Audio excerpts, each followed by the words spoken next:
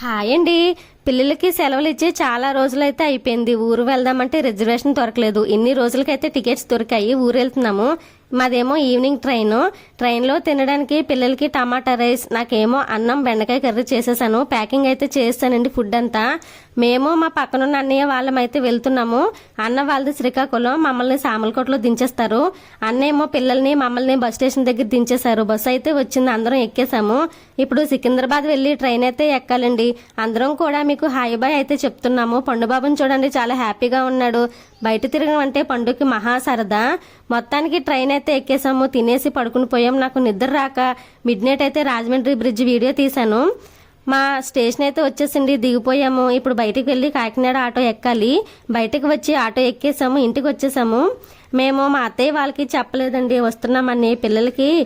పిల్లలు అన్నారు నానమ్మకి సర్ప్రైజ్ ఇద్దాము, నానమ్మ వాళ్ళకి చెప్పొద్దన్నారు.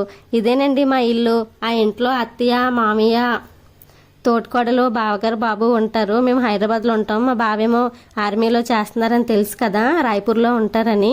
మాది ఇప్పటికీ కూడా ఉమ్మడి కుటుంబమే. మా ఫ్యామిలీని ఒకసారి చూపిస్తాను. అత్తయ్య, మామయ్య, బావగారు ఏం చేస్తారని ఒక వీడియోలో చెప్తాను. నాన్నమ్మకైతే పిల్లల్ని చూసి షాక్ అయ్యింది.